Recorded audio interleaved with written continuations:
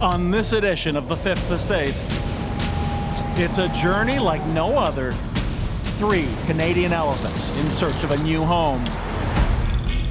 And The Fifth Estate is there, all the way. It's okay. 4,100 kilometers across Canada and the U.S. We can watch for any abnormal behavior. It's a race against time, through rain and biting cold, until the final emotional arrival in California. And some tentative, thrilling first steps into a new life. Hello, I'm Bob McEwen. Welcome to The Fifth Estate. Whether they supported the elephants' move or fought tooth and nail against it, this is a day many people never thought they'd see. But after 2 years of debate and delay and bitter feelings on both sides, Toronto's elephants are about to start a new life here in California at this sanctuary for animals retired from circuses and zoos. And if that sounds like a reasonable, straightforward decision for 3 elephants approaching their sunset years, well, think again. Because as you're about to see for Thika, Toka and Iringa, what a long, strange trip it's been.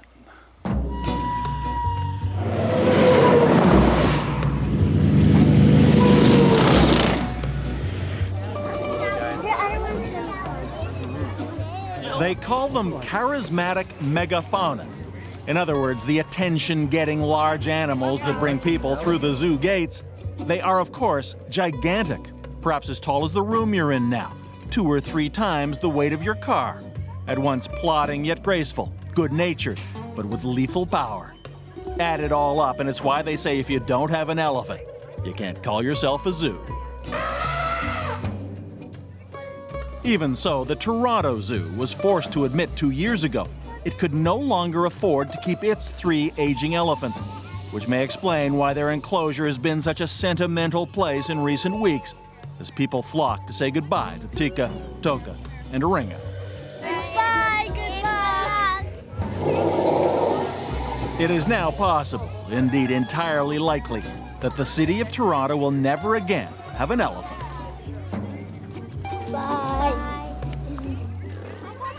And perhaps the most emotional about the goodbye is the woman who's been the driving force behind the elephant's move. I feel very connected to the animals involved here. You know, despite what people say, they're individuals to me. I've gotten to know them through the process. I care very deeply for every one of them. Julie Woodyer from Zoo Check Canada knows that moving these 3 female African elephants, the girls they're called, won't be easy. There's risks associated with everything we do. There's risks associated with moving them. There's certainly risks associated with leaving them in our climate. You know, and we're well aware of those risks, and we have planned for the worst, and we're working towards the best. How to plan for such a journey? Well, for starters, you don't pack light for pachyderms.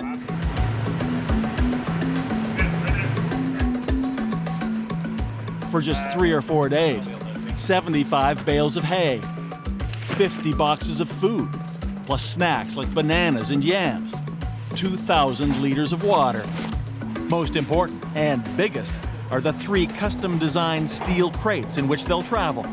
They've trained going in and out of them for months already. It's all how they hope to keep these 3 4-ton elephants happy and safe across the continent. The safety of the elephants was always the highest priority. My plan was based on getting the team of people that could transport the animals in the safest possible way. So I need to talk to Dave before. And when Julie Woodyer went looking for someone to take that job, only one name came up: Margaret Whitaker, the elephant mover.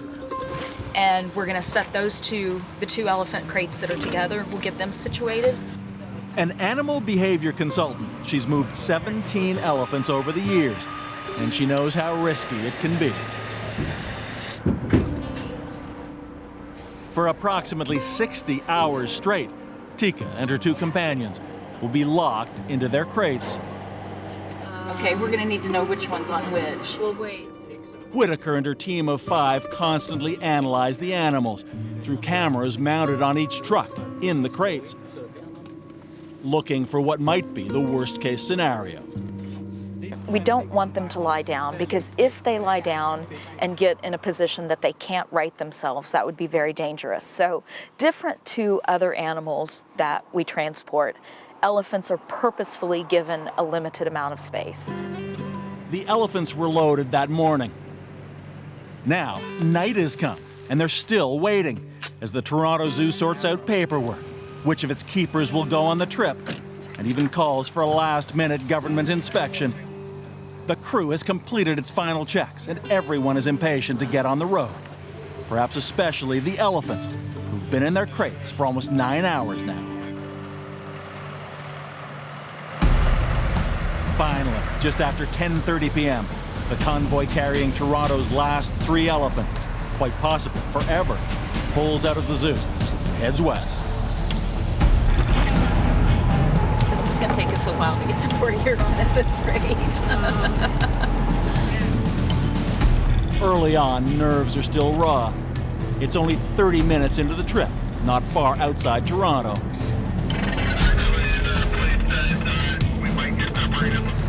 They make their first pit stop, anxious to check on their huge yet delicate cargo. How's the temperature feeling there?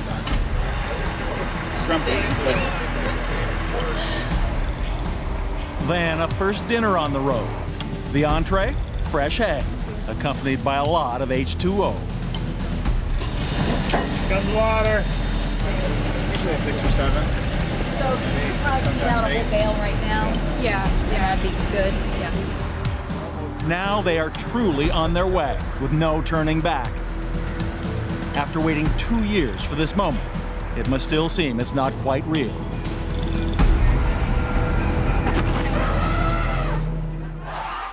It was back in 2011 that the Toronto Zoo announced it could no longer afford to commit the millions of dollars necessary to care for elephants in the long run. In this story, the two sides don't agree on much, except this: Thika, Toka, and Iringa deserve to find the best possible new home. The Toronto Zoo Board drew up a list of criteria for a potential new home for its elephants. It had to have elephants already, and the room to accommodate more. It had to be willing to accept elephants past breeding age, as was the case with the 3 from Toronto. And it had to be a place which did not use metal bull hooks for discipline. Add it all up, and there was one candidate which met all the criteria: the PAWS Sanctuary here in California. PAWS is an acronym for the Performing Animal Welfare Society, an internationally renowned sanctuary for retired zoo and circus animals. There's no place, there's no accredited zoo that can beat PAWS. It's the state of the art, it's the best facility that you can send them to. Toronto City Councillor Michelle Berardinetti led the fight to have Toronto's elephants relocated here. It's exactly as they say. It has natural substrate, it has a heated barn. They have choice on whether to go into the barn or whether they want to go into the 80 acres. The 80 acres is just the enclosure for those female African elephants. That's 80 acres of hills and foliage after a concrete enclosure of less than 1 acre in Toronto. It looked to many like the obvious solution, but back at the Toronto Zoo just last year, they still didn't seem quite ready to let their elephants go. It's a fundamental difference in philosophy. Zoos generally want their animals to reproduce so they can stay in business. Sanctuaries want no more animals in captivity. Edie Stewart is the president and co-founder of PAWS. He insists his sanctuary is one of the few places that elephants in captivity can get a glimpse of normal elephant life. Our sanctuary has obviously more space and more diversity. How much more? At least 40 times more, I would guess, something like that. They almost can't go anywhere without going up or down a hill, which just makes the texture of their lives a little different. You know, they can, go up higher where they can see. They can get on different sides of the hill. Certain times of the year, the grass is really tall and green, and they eat a lot of grass. They have just little snippets of a normal life. But for now, the elephant convoy that left Toronto is only California dreaming, with 4,000 kilometers still to go. hours after leaving Toronto, they've reached the Canada-US border at Port Huron, Michigan. The American government had been shut down for weeks and only reopened hours before. No one knows the impact on cross-border traffic now that it's over, especially with a cargo like this one. But with a few surprised smiles and good wishes from American border agents, the elephants and their entourage are quickly waved on their way. With the border behind them, there should be nothing between the elephants and California but the open road.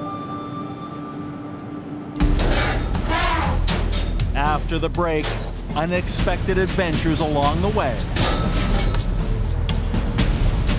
Curious cops, and some passengers who are very hard to please.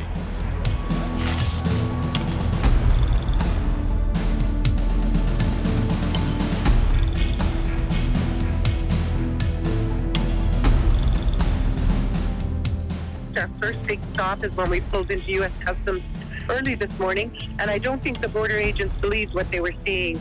They got out their flashlights and looked into an opening and saw Iringa's foot, and as the truck was pulling away, they said, "Be careful with them."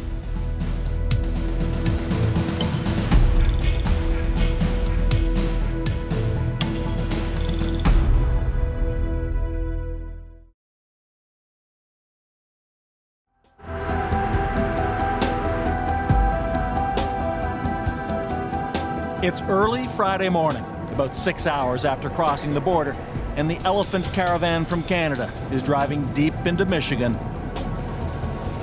3 elephants from the Toronto Zoo being herded all the way to a sanctuary in San Andreas, California, secured in 3 specially designed crates, loaded on massive 18-wheelers.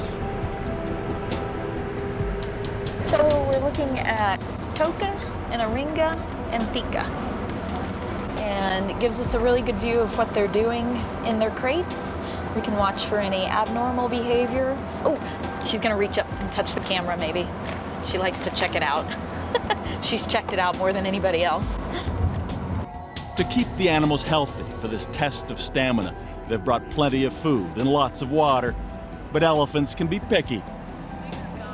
Margaret Whitaker and her team are worried that Thika isn't hydrating enough. When she didn't want to drink as much, we tried Gatorade, we tried Tang. Wouldn't mind trying her with the bottles first. Okay. She's most likely to be the crankiest and most likely to kind of strike out. And we tried different methods of offering her the liquids. Just trying a variety of things, you know, anything that she'll be interested in. Thika's thirst quenched, they're back on the road. Animals and humans alike are getting tired, but the crew knows time is of the essence, so they keep on trucking. And by the end of that first long day, they've finally reached Iowa. Time for another break, and even here at the world's largest truck stop, when your passengers are pachyderms, you attract a lot of attention, including some pointed questions from curious cops. Don't get these guys. Whitaker manages to assure the state troopers all is well, despite the unusual cargo. But it is a rest stop after all, and like people, elephants take advantage to answer the call of Mother Nature, though on a much bigger scale. The crew will clean out more than 120 kilograms of dung a day, almost 400 kilos over the entire journey. Everyone on the team pitches in, even Patrick Lampy. Back home in Anchorage, he's the director of the Alaska Zoo. But on this trek, mucking out the crates is just one of his chores. He's glad to help out any way he can, because he's learned the hard way how much freedom can mean for zoo elephants.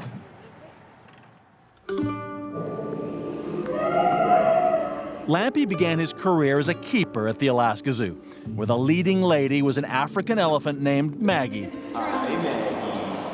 Hi, Maggie. But Maggie had been without another elephant for years, a terrible burden for such a sociable species. The social interaction, they coo to each other, they touch each other, the stimulation, the companionship, they depend more upon that, more so than a lot of other species. Still, when the movement to free Maggie from the Alaska Zoo began, her handler turned zoo director Patrick Lampy insisted they weren't about to let their elephant go anywhere. I was one of the people that just like, hey, don't tell us what to do up here. You know, it's our elephant and she's fine. Here is the star, the price is right. Bob! Enter Bob Barker, the TV legend and animal rights pioneer. Have your pets spayed or neutered. Barker flew to Anchorage and offered to pay the cost of transporting Maggie anywhere that she could be with other elephants. Maggie was all alone. No matter how well they are fed or how well they're housed, an elephant that is alone is miserable. And when Patrick Lampy first saw PAWS, the question was no longer if Maggie would go, but when. It was just such a peaceful setting, as close as you could get maybe on this continent for elephants. And I liked what they said. You know, they said, moving the elephant is your decision. You know, that's your decision. That's not ours. If you do want to move the elephant, we're here to help you.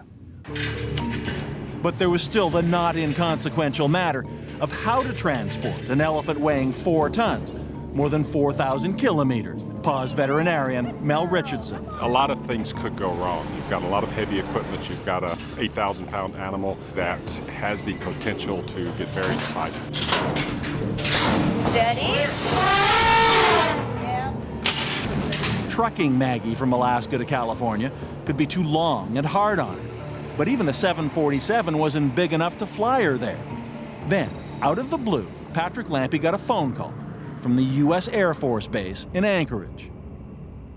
One of the people called up and said, you know, we've heard about you guys being interested in moving an elephant, and we've got the aircraft to do it. It was a brand new C-17 transport, the largest American military aircraft. So it was that on November 1st, 2007, after weeks of training and accompanied by handlers old and new, Maggie boarded the massive cargo plane bound for her new home at the PAWS Sanctuary in San Andreas, California. It was something never done before, and everyone knew that one way or another, the stakes could literally be life or death. If we're right, then Maggie's going to win from that. And if she does die in this shipment, well, she's probably going to die where she is.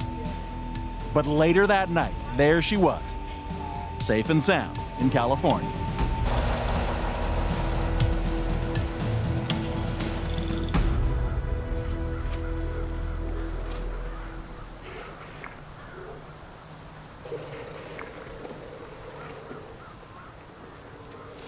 After a transitional period of about 10 days, Maggie finally was introduced to her new family, all the same gender and species, female African elephants. This is video of that magical moment. Maggie on the right, the smallest one, approaching the first elephant she had seen in years. Cautiously, as pachyderms do, rear end first.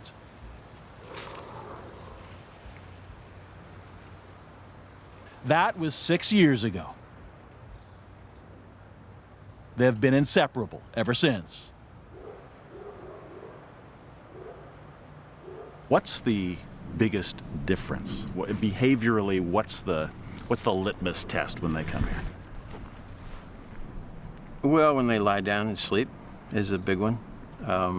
That makes you feel that they're comfortable. That's one of the goals, to get them to sleep, to get down on the ground, either to wallow in mud or put themselves in a vulnerable position with the other elephants. Today, there's no question of the trust between Maggie and her best female friends, Mara and Lulu. While she sleeps, they stand guard.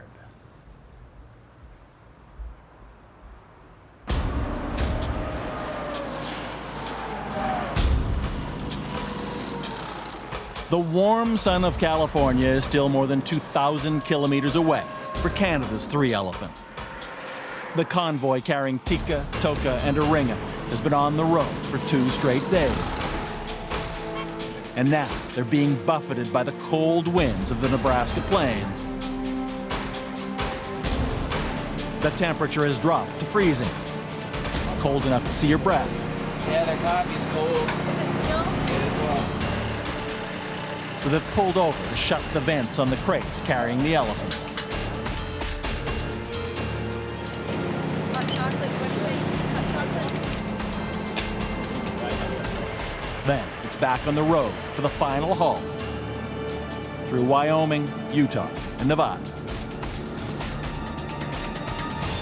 Cooped up in their crates for almost 48 hours non-stop, the elephants, not surprisingly, are getting a little restless.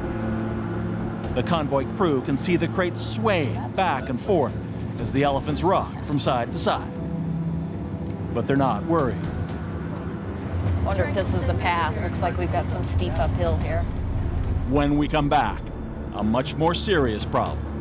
Steep mountains and smoking brakes force a difficult choice. Leave someone behind. You want to go ahead?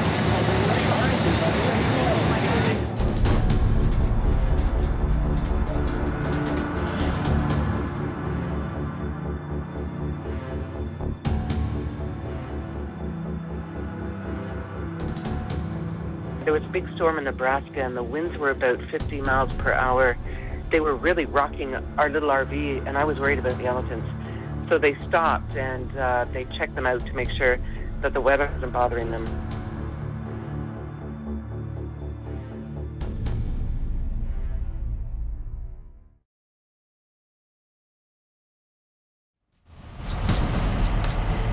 It's been 3 long, grueling days for the caravan carrying 3 elephants from Canada to their new home in California. They've journeyed down packed superhighways and across wide open plains.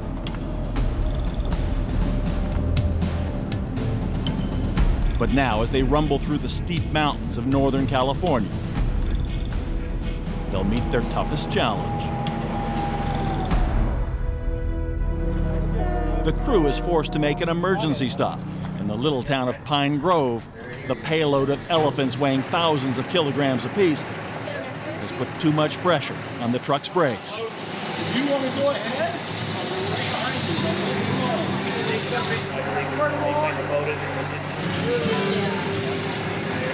They scramble to find water from a corner store and a local ice cream parlor to try to cool off the smoking wheels. Other members of the team rush to get branches to the elephants, something to snack on and calm them down. To the crowd of tourists and locals, it's all a bit unbelievable. Hi. Oh my gosh. Hi, baby. Huge. It's heartbreaking. They're going to have to leave Thika behind. They hope to get another truck to come pick her up soon. So close, yet seemingly still so far from their California dream. All right, see you in a few.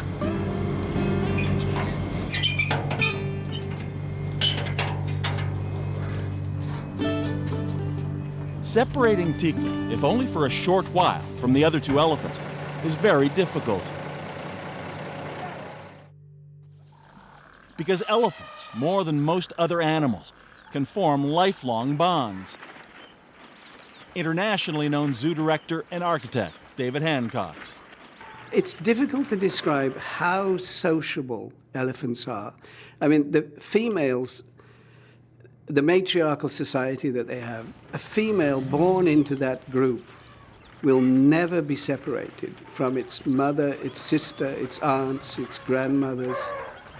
They're always together, they're always in touch. The only way they lose each other is through death. That's exactly what happened to an elephant named Lucy when she was orphaned in the wilds of Sri Lanka at the age of 2. Then sold to the Edmonton Valley Zoo.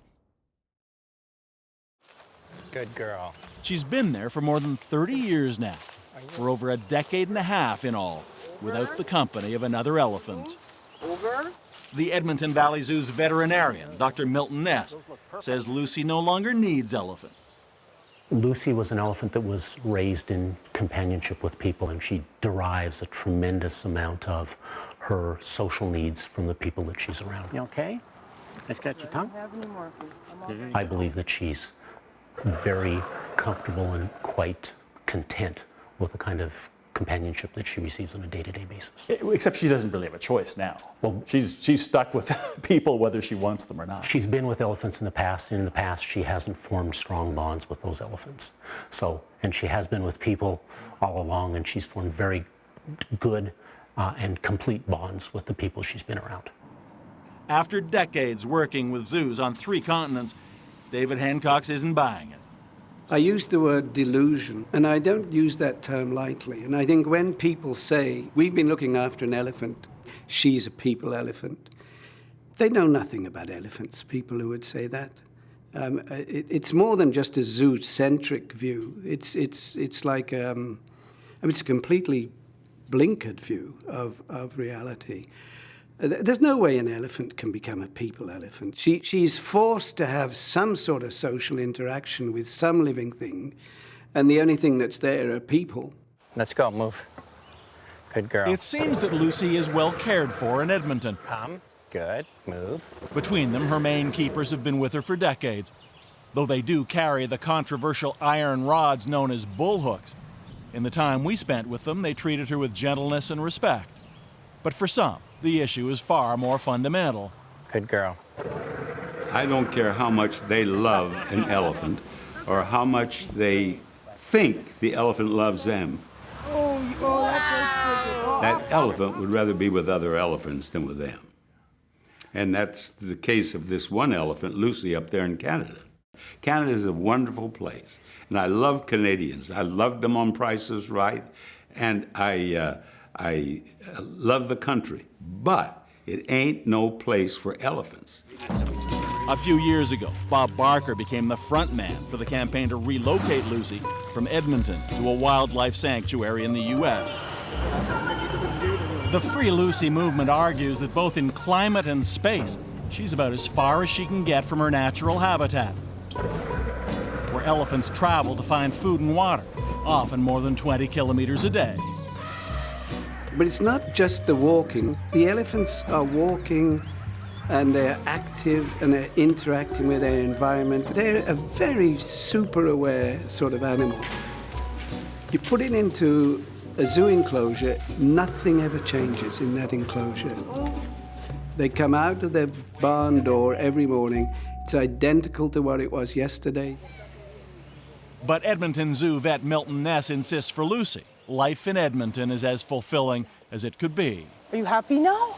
You're very happy, good girl. Lucy's grown up here. Lucy has lived in this environment virtually her whole life and does very well. We have created some policies and procedures just to make sure that nothing bad happens. Basically, Lucy goes for a walk throughout the zoo every day of the year, except on those days when it's below minus 20 degrees Celsius, which is not that many days in a year. She stands in there, and you know, in the Canadian winter, she can't be outside. And when she goes for a walk, what does she do? She walks along with animal keepers with hooks, telling her just what to do and where to go. Elephants, they like to play. They play in mud holes. They play in ponds. And they love to tear up trees and socialize with other elephants. And Lucy has none of that. Alberta Zoo standards say elephants must be kept in groups of at least 3 because of the importance to them of sociability and companionship. The Association of Zoos and Aquariums requires the same thing. But Edmonton Zoo veterinarian Milton Ness claims there's a good reason to keep Lucy where she is, even all alone. An unspecified respiratory problem that he insists precludes sending her anywhere else. The act of moving her could threaten her health. Mm-hmm. Not only her health, she could die. Yeah. And we've had a number of other individuals who've looked into this and agreed with us. For me, given Lucy's health condition, pretty simple, that this is the best place for her. No ifs, ands, or buts. David Hancock still is not convinced. I don't know whether it's that the people really believe what they say in the zoo world, or they're so desperate to hold on to elephants. It's like this is a prized possession that I think maybe they just cannot see the truth.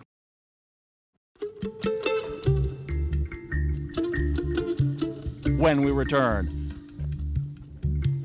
A happier ending for Thika, Toka, and Iringa in the wilds of California.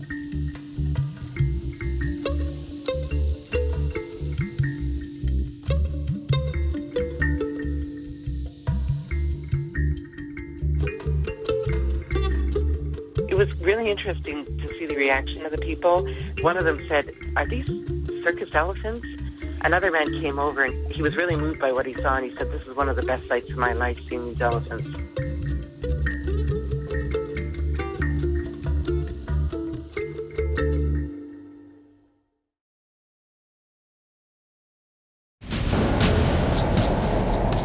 For Thika, Toka, and Iringa, it has been a long and winding road.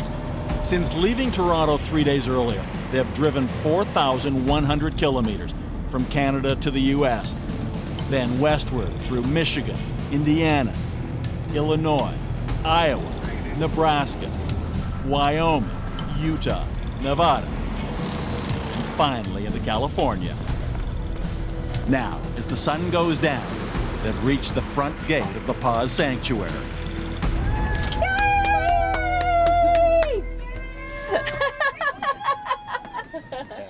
To the crew, it must seem they've been on the road forever. Are we just throwing you in?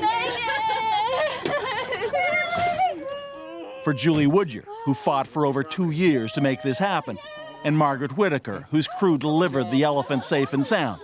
It's the happy ending even they might sometimes have thought they'd never see. I don't know where we found him, but he is... Julie found him. Yeah.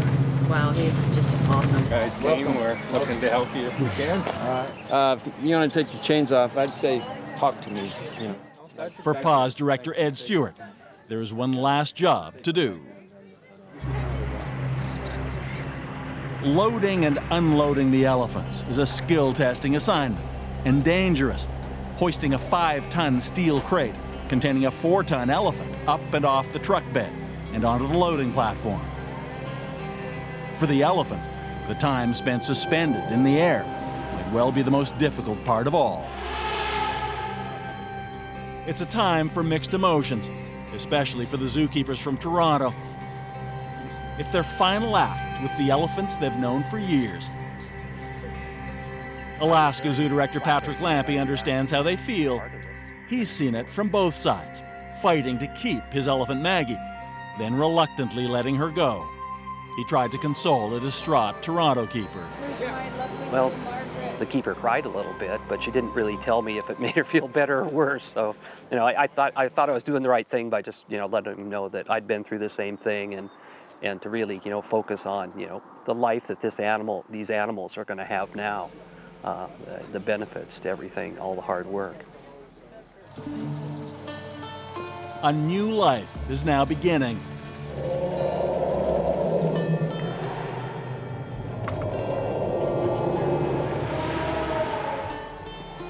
With Toka and Iringa already in the PAWS barn, now it's Thika's turn to emerge from the shadows.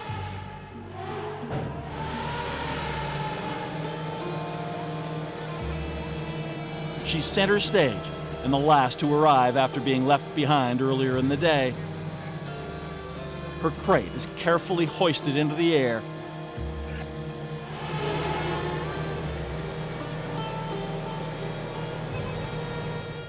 With the lights off and a little coaxing, it still takes the better part of an hour for the youngest Toronto elephant to start moving.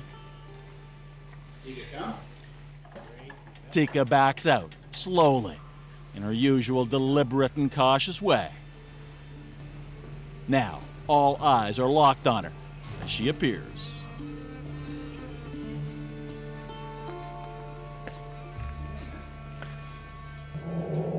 Meanwhile, inside the barn, the PAWS chorus is in full voice.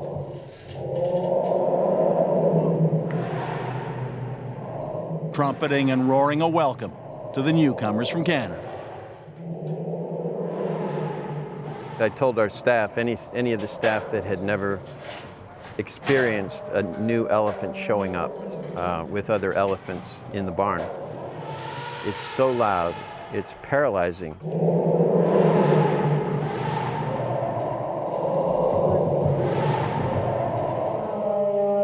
Mara, one one of the elephants, is so excited about new elephants coming in. I told our staff, I said, she's going to lie down, she's going to lay on her side, she's going to climb up the bars, she's going to reach out as far as she can to try to touch the other elephant.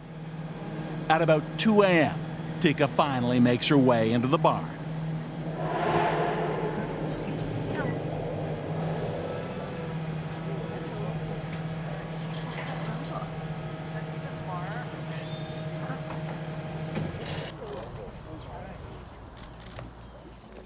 The next morning, at a news conference at PAWS, Ed Stewart gives his own welcome to the new arrivals.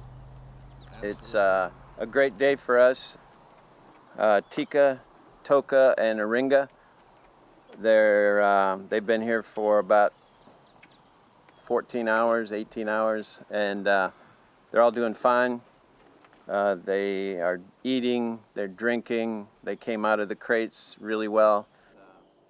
Then he introduces the man who made it all possible by footing the almost $1 million cost of the convoy. A great day for us. Former game show host Bob Barker. He's done so much for animals all over the world, all over the country. Big animals, small animals, chihuahuas to elephants. He's smart, he's sharp, he makes good judgments. And we're happy. Sexy. Oh, I have made a difference, and I thank the good Lord for it. I've been blessed. I had a job that I loved. I was doing what I loved, and I was well paid for it.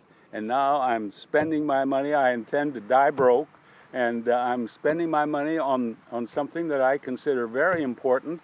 And it gives me huge satisfaction.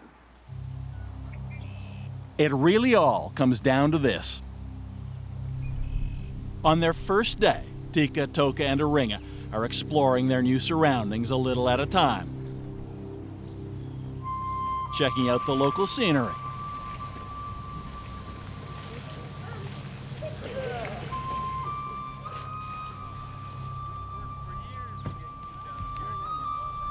Taking a dip in the mud hole.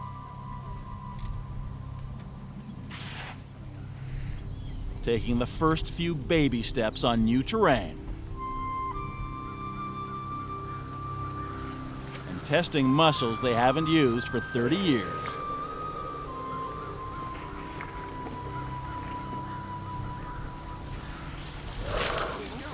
Toka explores every rock, every corner.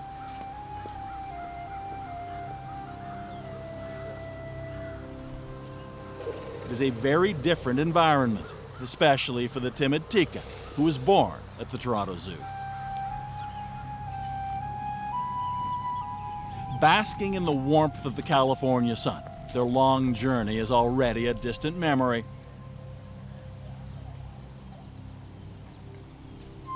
Soon they will join the other 3 female African elephants and become a family of 6. A coming together, Ed Stewart says, that's a match made in heaven. They're elephants, and we're not elephants, and elephants need other elephants. I think the Toronto elephants are going to benefit from being with our elephants, and our elephants are going to love having the new elephants come here. Before long, the keepers will unlock all the gates, and Thika, Toka, and Iringa will be able to do something they haven't done in decades. Climb those hills and disappear over the other side, and not come back until they want to. A couple of elephant statistics to consider. In the wild, elephants have been known to give birth at 60 years of age or older. In captivity, on average, only 2 elephants in 100 will survive past 50 years old. Thika, Toka, and Iringa range from mid-30s to mid-40s. But however long they have left, they'll be spending it in a pretty nice place.